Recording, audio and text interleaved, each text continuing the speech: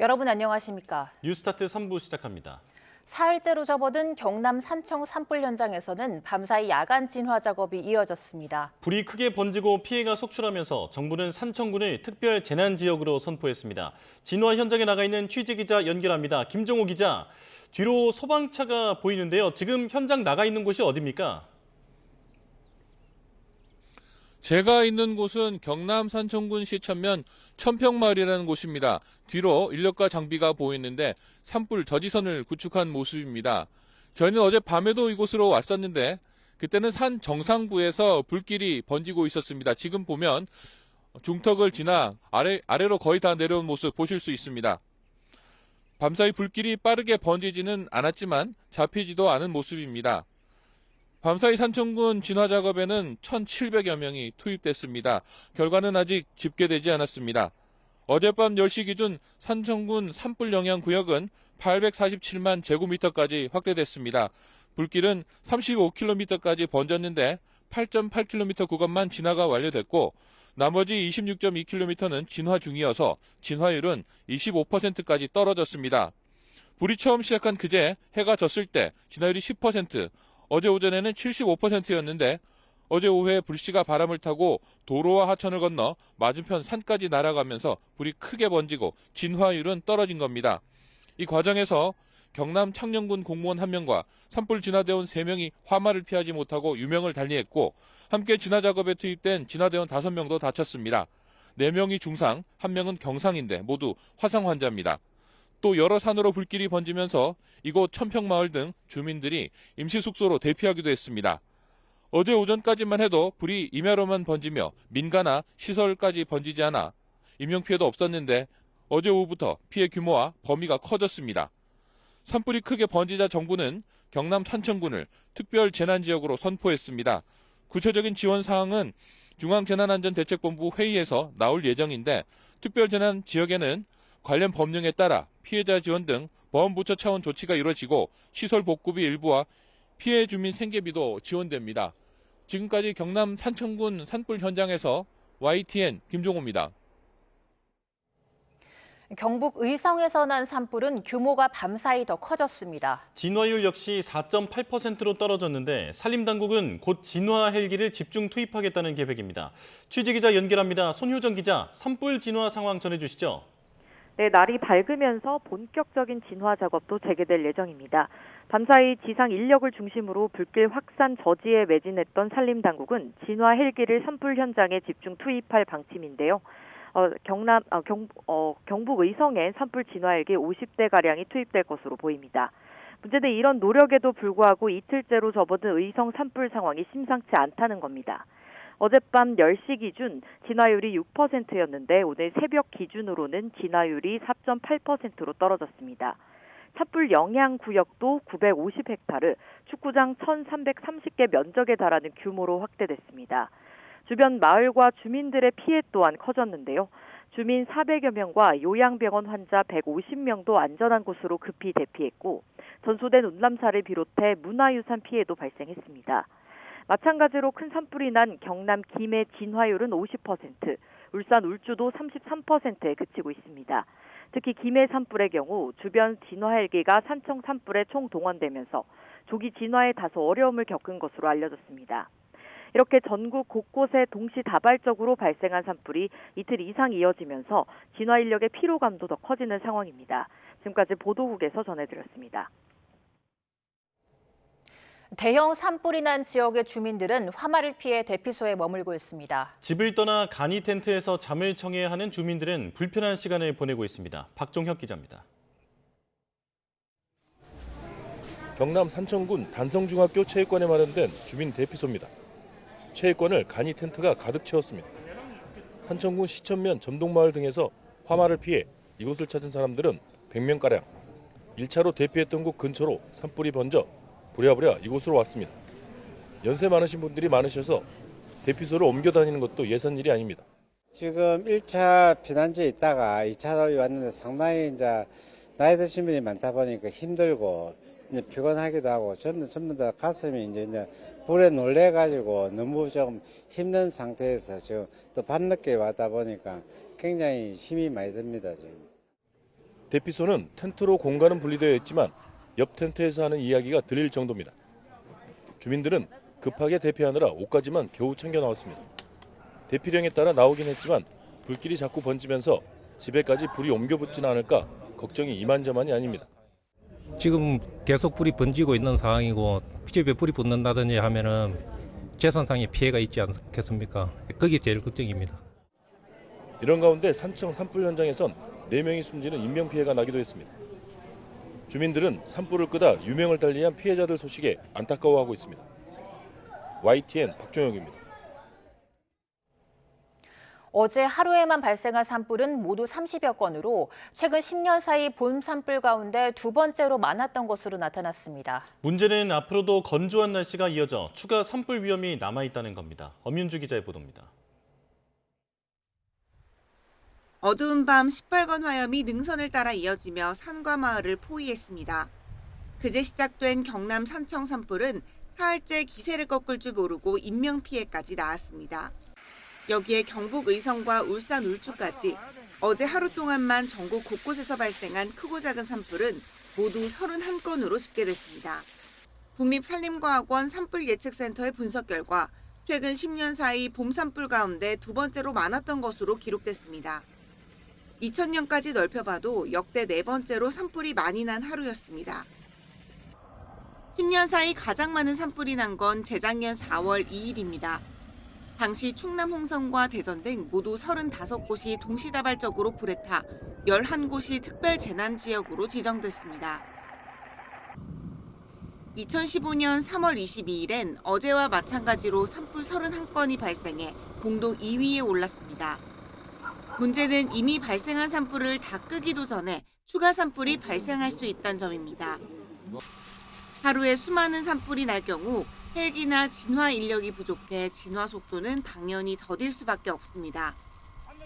산림청은 전국적으로 고온 건조한 날씨가 이어지며 산불 위험이 커질 것으로 보인다며 산림 주변 불 사용을 주의해달라고 당부했습니다. YTN 엄윤주입니다. 이번 산불이 전국적으로 확산해 걷잡을 수 없이 번진 건 남고북저 형태의 기압 배치 때문이었습니다. 강한 서풍이 산맥을 넘어 동해안과 영남 지방으로 고온 건조한 바람을 불어넣었는데 기상청은 내일 바람이 더 강해지며 산불 위험이 더 커질 수 있다고 경고했습니다. 정혜윤 기자입니다. 하루에 30건이 넘는 전국적인 동시 산불과 3년 만에 대형 산불이 걷잡을 수 없이 번진 데는 한반도 주변으로 나타난 기압 배치가 큰 영향을 미쳤습니다.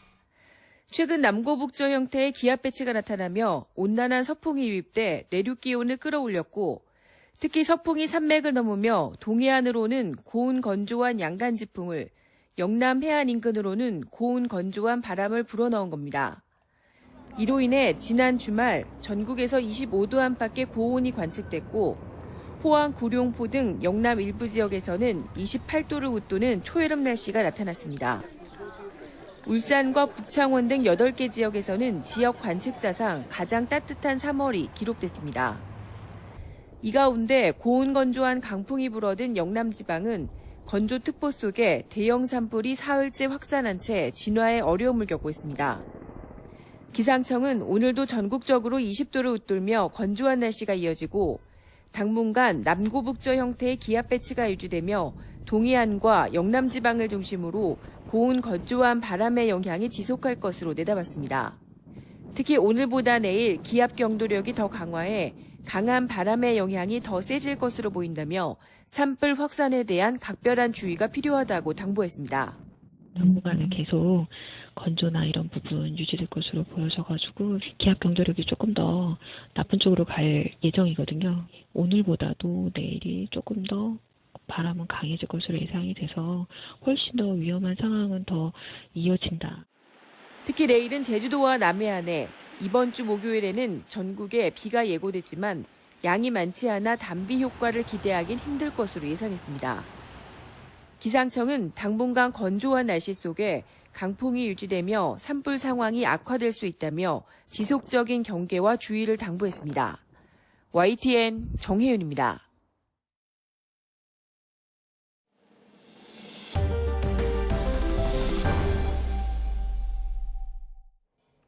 내일 열릴 헌법재판소의 한덕수 국무총리 탄핵 사건 선고에서 논란이 된 권한대행 탄핵 정족수에 대한 판단이 나올지 관심입니다.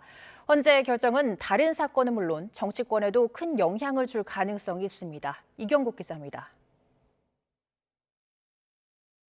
총 투표수 192표 중 가 192표로서 가결됐음을 선포합니다. 한덕수 국무총리 탄핵소추안은 지난해 12월 27일 국회 본회의를 통과했습니다.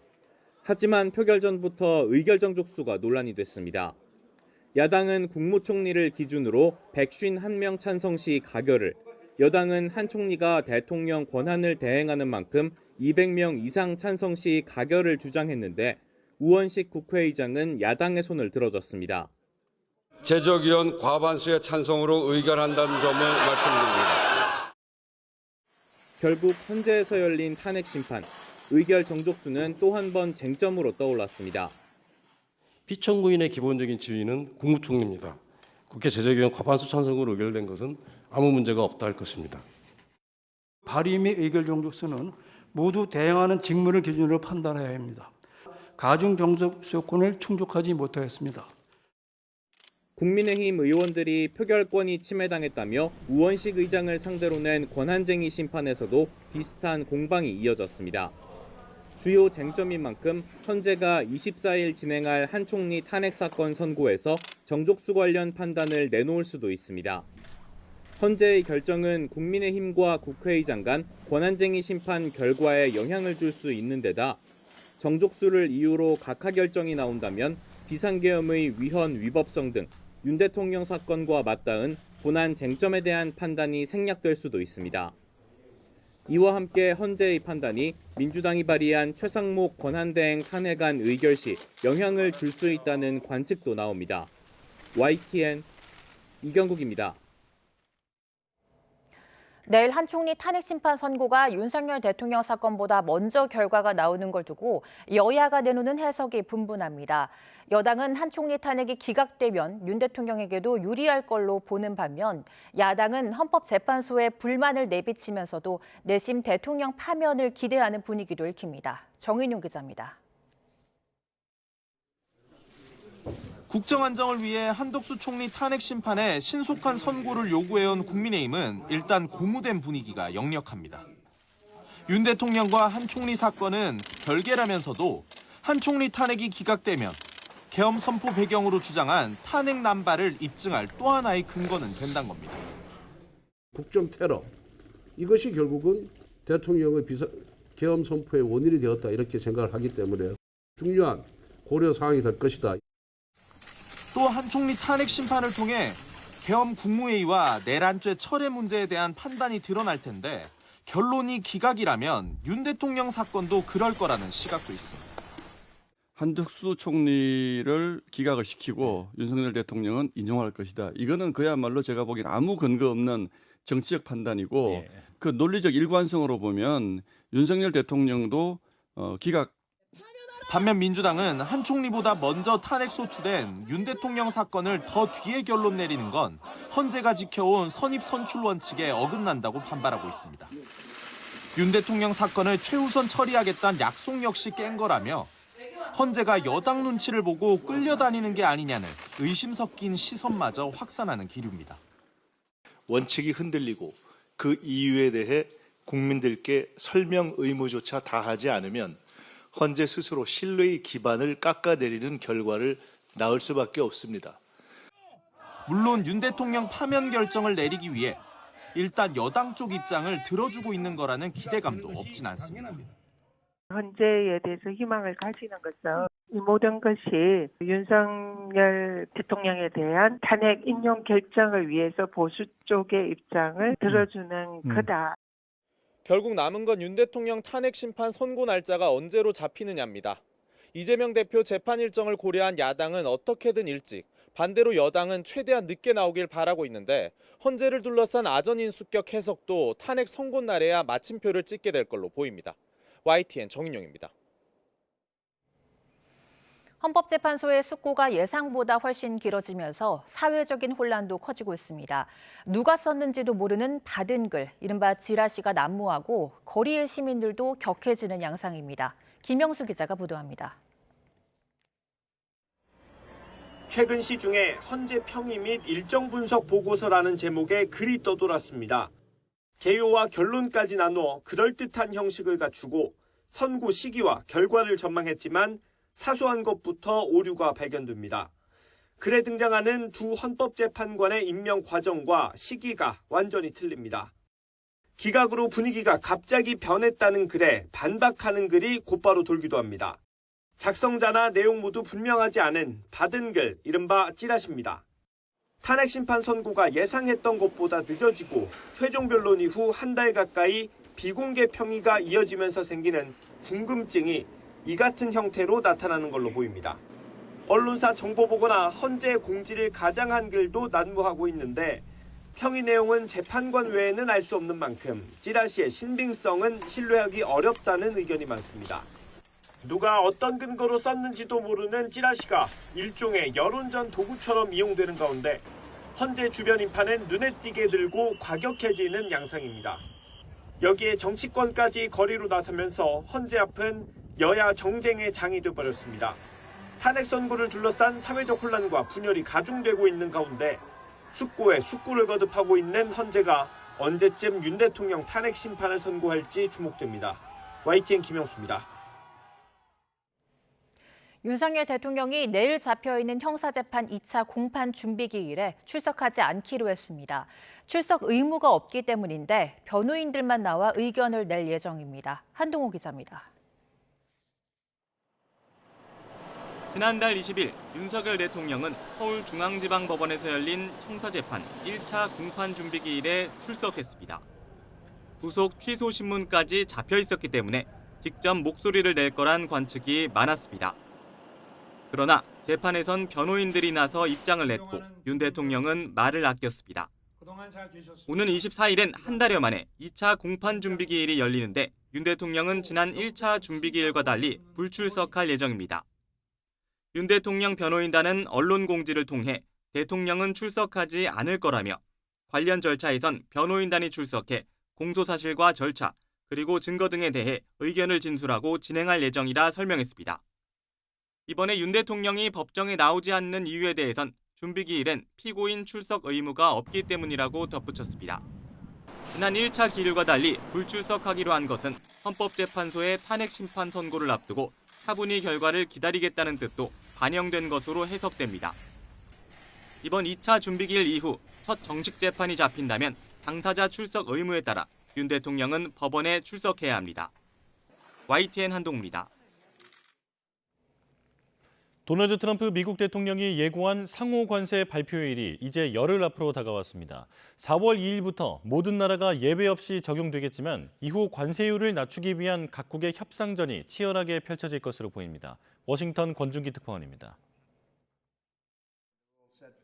트럼프 대통령이 4월 2일로 예고한 상호 관세 원칙은 다른 나라가 미국에 부과한 관세를 똑같이 적용하겠다는 겁니다. 따라서 국가별로 관세율이 다르겠지만 예외는 없을 것으로 전망됩니다. A lot of people are asking me if they could have exceptions, and once you do that for one, you have to do that for all. FTA 체결로 관세가 제로에 가까운 우리나라는 부가가치세와 각종 수입 규제를 문제 삼아 상호 관세를 부과할 것으로 보입니다. 특히 트럼프 대통령은 한국 관세가 미국의 4배라고 주장하고 있어 더 높은 관세율이 적용될 가능성도 배제할 수 없습니다. 다만 관세의 유연성도 내세우고 있는 만큼 4월 2일 이후엔 관세율 조정을 위한 협상이 분주하게 이어질 전망입니다. He changed it. I don't change, but the word flexibility is an important word. Sometimes there's flexibility, so there'll be flexibility, but basically it's reciprocal. 상호 관세 발표를 앞두고 잇따라 미국을 찾은 통상교섭본부장과 산업부 장관도 향후 이어질 협상을 염두에 두고 트럼프 행정부와 소통 창구를 확보하는 데 주력했습니다. 미국의 관세 정책에 대한 대응은 단판 승부가 아닙니다. 미국 정부와 지속적으로 신뢰를 쌓아가며 다양한 분야에서의 양국 간 협력과 여기에 자동차와 반도체에 대한 별도 관세와 특별히 높은 관세 장벽을 가진 이른바 더티 15 국가 발표도 이어질 가능성이 있습니다. 또 미국 업계가 한국에 요구한 30개월 이상 소고기 수입 압박도 현실화할 수 있어 외교 통상당국의 미국 방문은 4월부터 더 잦아질 전망입니다. 워싱턴에서 YTN 권준기입니다. 미국에서 크게 엇갈리는 경제 지표가 나오면서 트럼프 관세 전쟁이 촉발한 불안이 경제 침체로 이어질지를 놓고 논쟁이 격화하고 있다고 블룸버그 통신이 보도했습니다. 신문은 가계와 기업을 상대로 한 연성 지표는 관세 정책과 연방 재정 지출 삭감으로 뚜렷한 경기 둔화 우려가 나타났지만 정부가 발표하는 경성 지표는 경기 둔화에도 급격한 하락과는 거리가 있는 것으로 파악된다고 전했습니다. 대표적인 연성 지표는 컨퍼런스 보드가 발표한 소비자 신뢰 지수로 최근 3년 반 만에 가장 큰 낙폭을 보였고 반면 경성 지표인 일자리 수는 15만 1,000명 증가해 노동시장이 여전히 견조한 것으로 나타났습니다. 확대된 토지거래 허가구역 효력이 내일부터 생깁니다. 금융당국이 지역별 대출 관리 강화를 선언하면서 은행권은 발빠르게 가계대출 빗장을 걸어 잠그고 있는데요. 앞으로 주택 관련 대출에 어떤 변화가 생기는지 이형원 기자가 알려드립니다. 최근 집값 급등과 거래량 증가를 이끈 건 서울 강남 3구입니다. 이에 정부는 이곳을 중심으로 토지거래 허가구역 확대 지정과 함께 사실상 가계대출 규제에 나섰습니다. 현재 월별, 분기별 총량 관리에 더해 수도권은 지역별 점검까지 추가한 겁니다. 특히 강남 3구 등 집값이 크게 오른 곳은 구별로 세분화해 관리합니다. 수도권 가계대출 총량 같은 것도 모니터링 추가한다는 얘기는 은행들에 대해서 이걸 더 하지 말라고 굉장히 강한 압박을 주겠다라는. 실제로 정부 발표 이후 은행권은 발빠르게 가계대출 빗장을 다시 걸어 잠그고 있습니다. 다주택자의 신규 주택담보대출을 내주지 않은 건데 강남 3구 등 투기 지역에 한정하거나 서울로 범위를 넓히는 등 방식은 다양합니다. 집값상승세가 심상치 않다고 하니까 은행들도 당연히 당국 정책하고 부정책 발맞춰서 서포트해내는 것 같고요.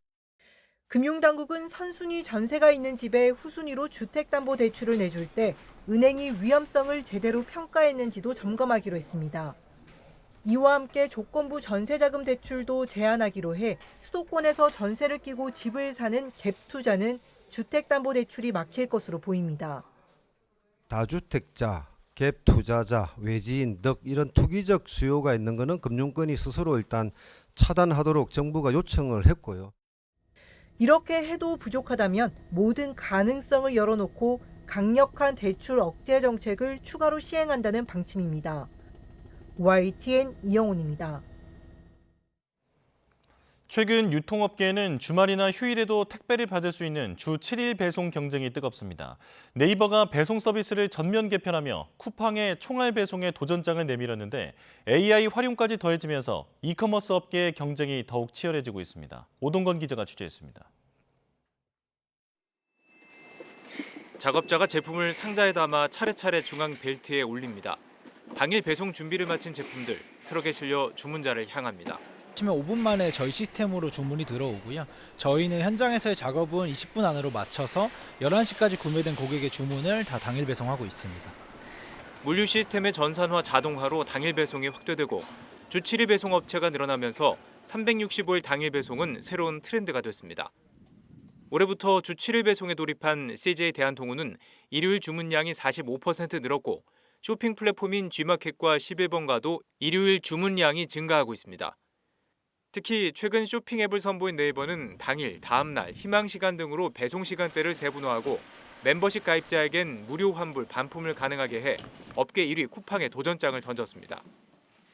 이커머스 업체의 규모를 알 수 있는 총 거래액기 중 네이버는 쿠팡보다 5조 원 적은 약 50조, 멤버십은 약 400만 명의 차이가 있지만 격차를 줄여가고 있습니다. 이커머스의 또 한 가지 화두는 바로 AI 활용입니다. 이렇게 원하는 제품을 검색했을 때 AI가 다양한 제품들을 추천해줍니다.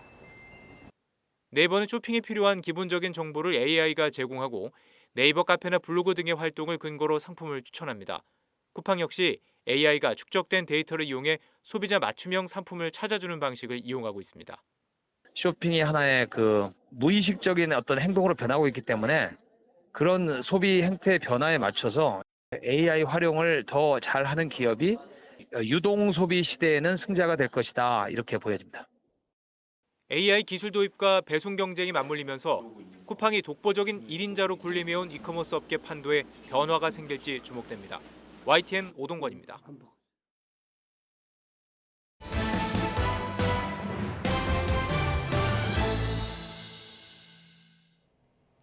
전국 40개 의대 가운데 35개 학교가 학생들의 휴학계를 반려한 것으로 확인됐습니다.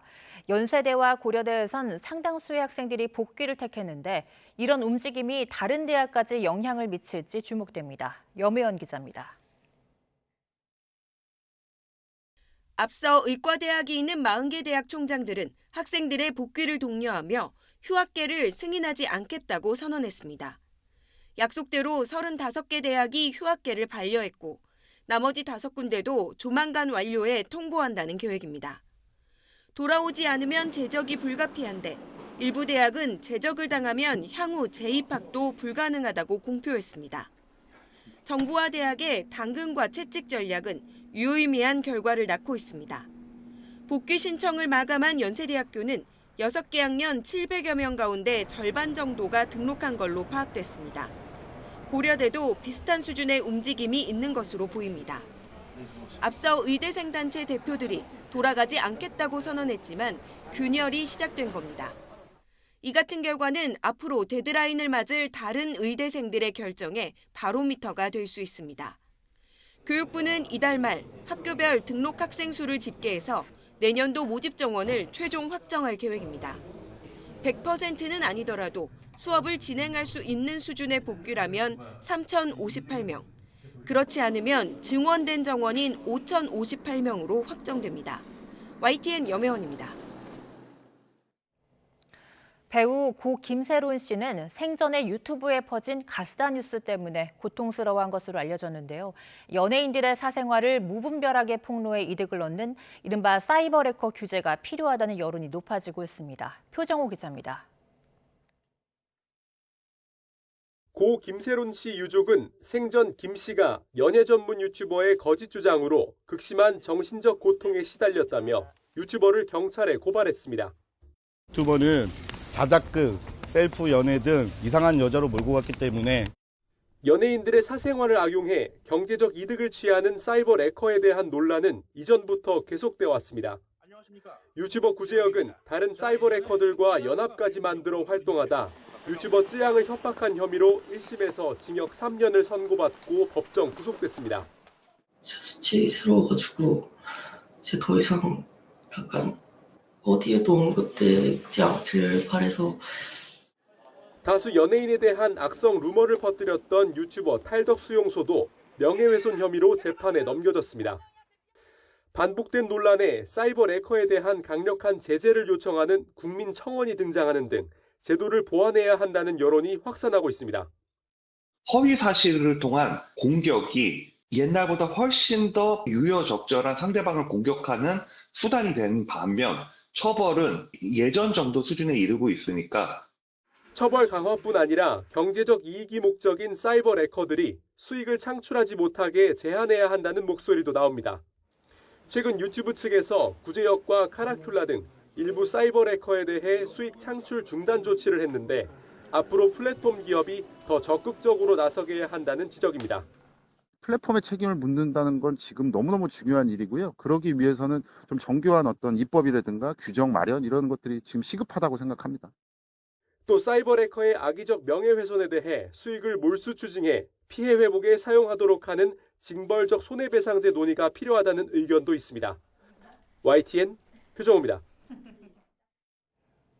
우리나라에서 최근 조류 인플루엔자의 포유류 전염 사례가 확인되면서 인간으로의 전파 사례도 조만간 확인될 수 있다는 전망이 나옵니다. 여기에 새로운 변이가 나타난다면 인간 사이 전파까지 생길 수도 있는 만큼 대비가 필요한 상황입니다. 김주영 기자입니다. 최근 들어 조류 인플루엔자 발생 시 큰 관심은 인간 전염의 가능성입니다. 인체 감염 시 치사율이 50%를 넘는다는 점도 우려를 키웁니다. 국내에서는 얼마 전 처음으로 포유류의 조류 인플루엔자 감염 사례가 나왔지만 이미 여러 나라에서 다양한 사례가 발견되고 있습니다. 야생조류, 사육조류는 물론 펭귄, 바다사자 같은 해양 포유류까지 감염된 경우가 나왔습니다. 전파 방식을 봐도 조류에서 소와 같은 포유류를 거쳐 인간으로 옮겨지는 경우가 수십 건이었고 조류에서 직접 전염된 것으로 의심되는 사람이 숨지는 일까지 있었습니다. 이제 남은 것은 인간 사이의 전파뿐입니다. 이론적으로는 지금도 전파가 가능하지만 전문가들은 향후 조류 인플루엔자의 더 강력한 변이 가능성을 우려하고 있습니다. 인간 간 전파가 쉬운 형태로 바뀔 경우 코로나19보다 더 강력한 팬데믹이 올 수 있기 때문입니다. 2019년 말에 우한에서 사스코비2가 인체 감염이 돼서 팬데믹이 될 걸 누가 알았어요? 미리 백신이나 항바이러스를 비축하고 수시에 빨리 백신을 연구개발 확보해서 더구나 미국에서 사람 사이에 쉽게 전파될 수 있는 조류 인플루엔자 돌연변이가 발견됐다는 연구 결과까지 있는 만큼 국가 차원의 대비가 철저히 이루어져야 한다는 지적입니다. YTN 김주영입니다.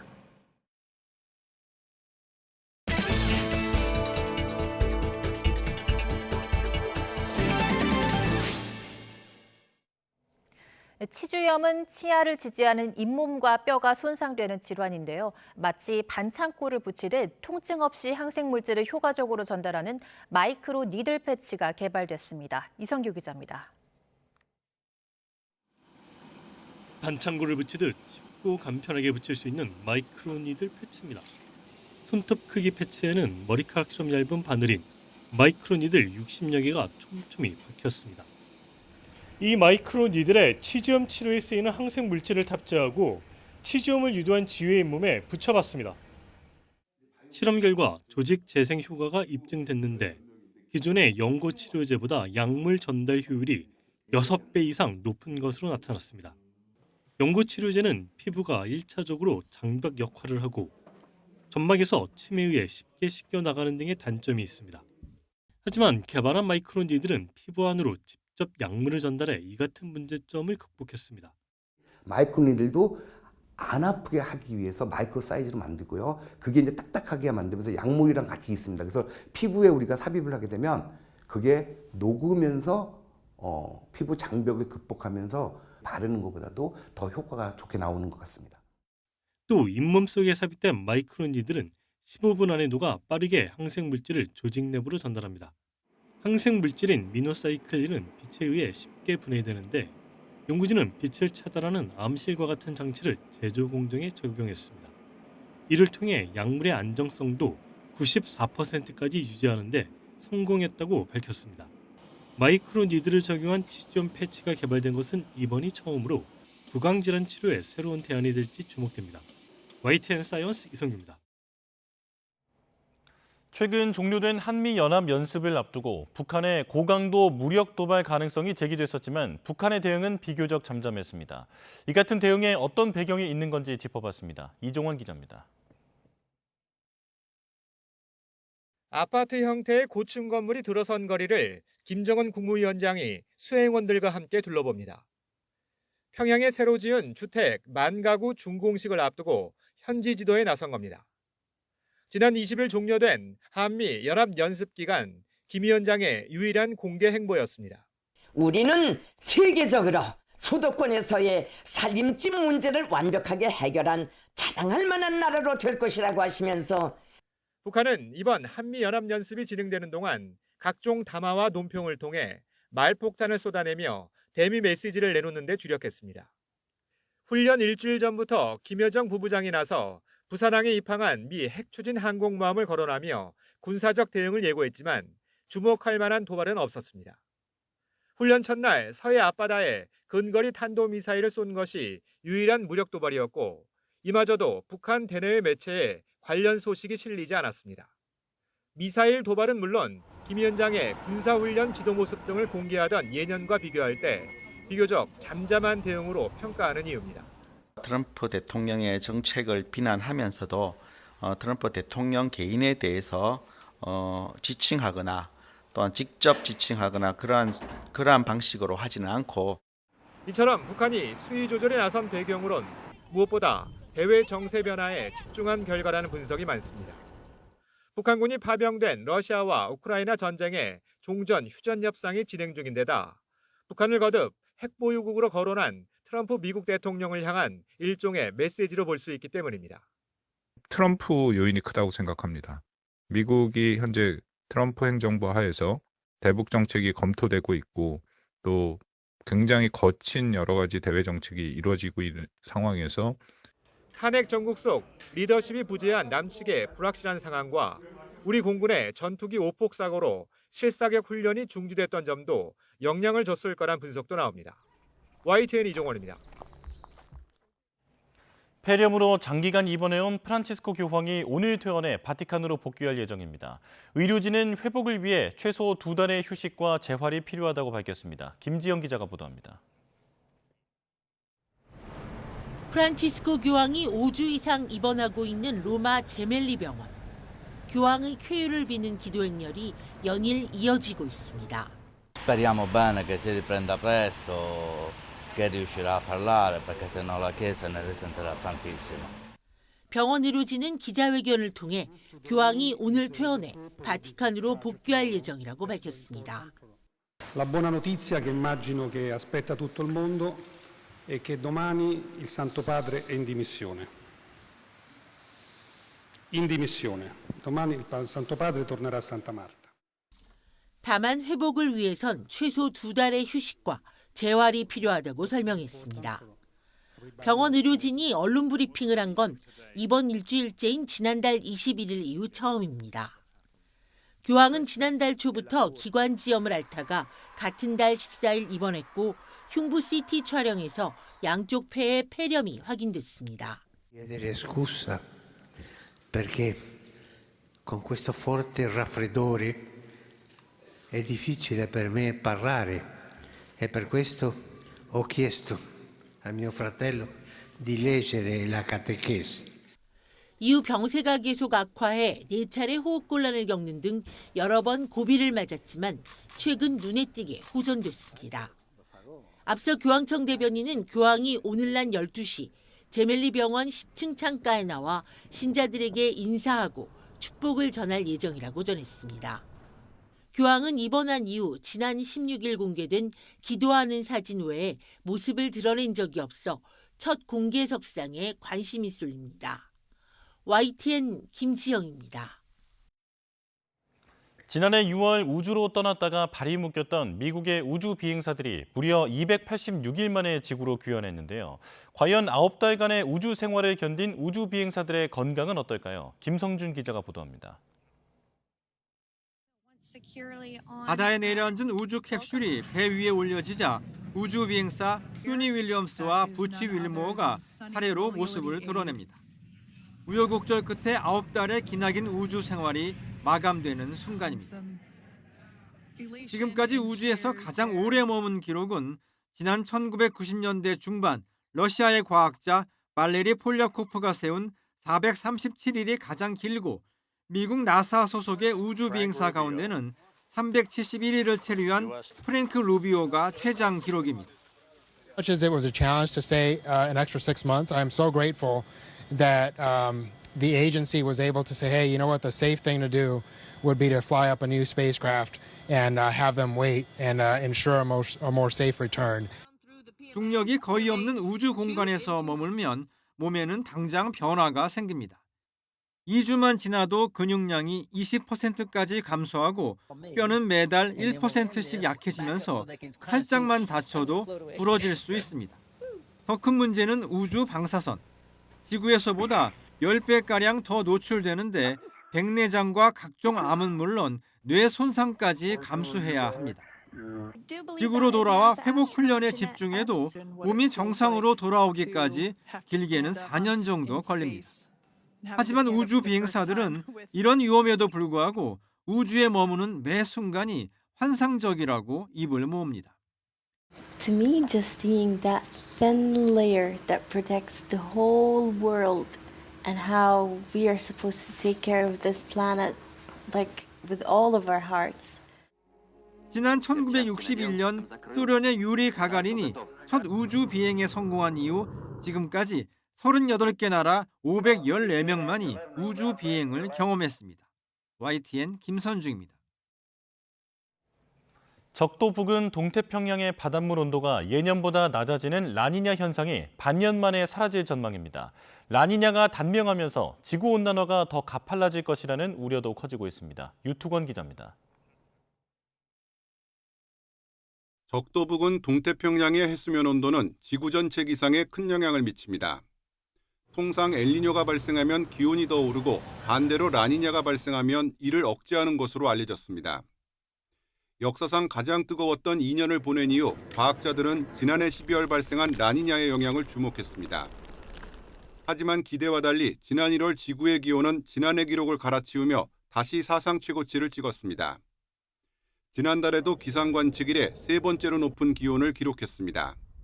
La Nina would have tempered that warming slightly, but this was quite a weak La Nina. So you can barely see anything going on. 이상고온의 충격으로 전 세계 해빙 면적은 역사상 최저치로 떨어졌습니다. 특히 북극의 경우 평년보다 20도 이상 기온이 급상승하면서 해빙의 면적이 8%나 감소한 것으로 나타났습니다. 해빙이 감소하면 그만큼 반사하는 태양광의 양이 줄어들어 지구온난화가 더 빨라집니다. 여기에 라니냐가 예상보다 단명해 여름이 오기 전에 소멸할 것이란 관측이 나왔습니다. 앞서 지난 2020년 가을에 발생한 라니냐는 3년가량 지속했습니다. Well, but there's no normal because that implies that we're just going to stay where we are, and we're not. Things are continuing to get worse. For us to stabilize global warming. 누적된 온실가스의 영향으로 기후변화의 임계점을 넘어섰다는 분석이 갈수록 설득력을 얻고 있습니다. YTN 유튜건입니다. 이스라엘과 레바논의 친이란 무장정파 헤즈볼라가 휴전 넉 달 만에 최대 규모의 교전을 벌였습니다. 이스라엘은 가자 지구에서도 연일 폭격을 퍼붓고 있어서 휴전이 무색한 살얼음판 정세가 계속되고 있습니다. 홍주혜 기자입니다. 이스라엘과 국경을 접한 레바논 남부 마을에 연기가 피어오릅니다.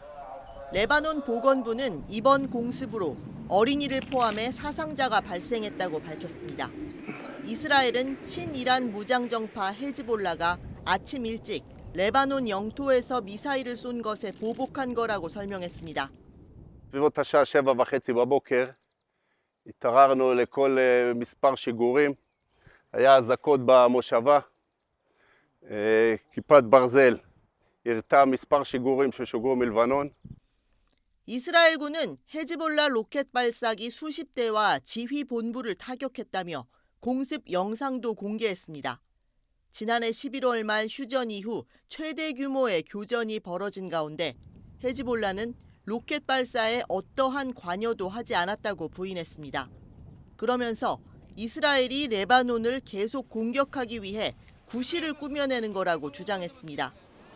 이스라엘은 팔레스타인 무장정파 하마스와 휴전에 들어간 가자 지구에서도 연일 폭격을 이어가고 있습니다. طلعنا على صوت الصراخ اخلوا اخلوا طلعنا بشعورنا وطلعنا حافيين وطلعنا ما عرفناش وين نروح يعني الصوت سيبنا كل شيء سيبنا كل حالنا وسحبنا حالنا وطلعنا فوق في الشاب ربع ساعة. 이스라엘이 레바논 접경지대와 가자에서 교전을 이어가며 중동의 휴전은 언제 깨져도 이상하지 않을 상황이 돼버렸습니다. YTN 홍주혜입니다. 요즘 문화계는 고흐 일색이라고 해도 과언이 아닙니다. 고흐의 삶을 따라가는 심리학 책은 물론 재즈 음악과 함께 별이 빛나는 밤에를 몰입도 있게 감상하는 공연도 있는데요. 100년 전 예술가 고흐에게 열광하는 이유를 이광현 기자가 취재했습니다. Starry, starry night. Paint your palette blue and gray. 고흐의 대표작 별이 빛나는 밤에가 어쿠스틱 기타와 피아노 선율이 흐르는 공간에서 더욱 빛이 납니다. 흔히 전시장에서 볼 수 있는 도슨트가 아닌 노래하는 도슨트가 미술관에서 활동했던 경력과 음악적 개인기를 살려 기획한 무대입니다. 인생의 고비에서 만난 고흐와의 인연이 계기였습니다. 음악가로 살아가면서 삶의 좀 여러 문제점들이 다가왔을 때 우연히 읽게 된 게 반고흐와 테오가 함께 주고받았던 서신을 통해서였어요. 근데 그 안에 담겨 있는 고흐의 생각과 이야기들이 굉장히 우리들 이 시대에 살아가는 사람들이 가지고 있는 고민과도 멀리 떨어져 있지 않다라는 생각이 들어서. 고흐가 프랑스 아르레에 머물던 시기에 그린 이 그림은 고흐의 불안한 내면을 드러내 이른바 감정의 초상화로 불리는 작품입니다. 불안한 성격의 상처투성이었던 화가의 격정적인 삶을 따라가며 심리학 용어들을 알기 쉽게 설명한 책을 비롯해 서점가도 고흐 일색입니다. 피해망상이라든가 또는 모성 애착 또는 모방 욕망 또는 나르시시즘 이러한 면들이 나타나게 되고 그걸로 이제 상처를 받다가 독립된 주체가 되는데 그때 이제 불안한 어떠한 인격이 어떻게 해서 치유받아서 자기 성장 또 성숙에 이르게 되느냐. 고통받는 예술가의 전형인 고흐의 삶을 그대로 따라가는 걸작들을 채운 미술관도 넉 달 가까이 관객들의 발길이 끊이지 않고 있습니다. 네덜란드에서 공수해온 그림들을 통해 세상의 시선에 휘둘리고 깊은 좌절을 겪었던 비운의 화가 고흐의 감정들을 고스란히 전달받습니다. 그리고 연도마다 계속 조금씩 색채나 이런 게 변화하는 모습이 있는 게 저는 되게 보니까 좋더라고요. 변화되는 모습, 그 연도마다의 그 정신 상태에 따라서 변화되는 그림의 색채의 변화를 볼 수 있어서 되게 좋았던 것 같아요. 그림의 고흐의 그 힘들었던 삶이나 그런 게 그대로 녹아 있으면서 저희가 보면서도 그때 그 시절로 들어가서 뭔가 느낄 수 있는 감정들을 느끼게 해줘서 내년에 이제 또 프랑스 여행을 계획하고 있어서 아마 뭐 고흐의 생가나 삶을 좀 그림들의 실제 장소 그런 것들을 보면서 좀 더 알아가고 싶은 생각이 있습니다. 대학로 대표 스테디셀러로 자리 잡은 이 뮤지컬도 고흐가 동생과 나눈 편지에 담긴 추억들을 서술해가는 무대입니다. 해바라기를 비롯한 작품들은 물론 화가의 암울한 정신세계가 미디어 아트 기술로 살아 움직입니다. 이렇게 2차 창작물들까지 스테디셀러가 될 만큼 100년 전 화가 고흐에게 열광하는 이유는 무엇일까? 보고 맨 처음에는 강렬한 색채를 많이 느끼고 좋아했는데 저도 개인적으로 그러다가 나중에는 그 그림을 그린 전후 맥락을 보기 위해서 또 편지도 읽게 되고 또 그림에 대한 이런저런 어떤 상황을 알게 되면서 와 굉장히 자기를 솔직하게 감정을 드러냈구나. 화폭에 온전히 배어있는 고흐의 삶을 통해 자신의 감정과 있는 그대로 마주하는 법을 익히며 치유받고 회복하기 때문입니다. YTN 이광현입니다. 계절의 시계가 한 달 이상 2달 가까이 앞서가고 있습니다. 오늘 서울 낮 기온은 23도로 완연한 봄 날씨가 이어지겠는데요. 다만 당분간 일교차도 15도 안팎으로 크게 벌어지겠습니다. 환절기 옷차림에 각별히 주의하셔야겠습니다. 한편 따뜻한 서풍을 타고 미세먼지도 유입되고 있습니다. 오늘 중서부와 호남, 제주도는 종일 공기가 탁하겠고요. 동쪽 지방을 중심으로는 메마른 날씨가 이어지겠습니다. 곳곳에서 산불이 잇따르고 있는 만큼 불씨 관리도 철저히 해주셔야겠습니다. 오늘 아침도 큰 추위는 없는데요. 현재 서울 기온은 7.4도, 대구는 8.1도를 나타내고 있습니다. 오늘 낮 기온도 25도 안팎까지 올라서 따뜻하겠는데요. 서울이 23도, 대전이 25도, 대구는 무려 26도까지 크게 오르겠습니다. 고온 현상은 목요일 전국에 비가 내린 뒤에 누그러질 전망입니다. 지금까지 날씨 정보였습니다. 잠시 뒤 뉴스와이드가 이어집니다. 시청해주신 여러분 고맙습니다.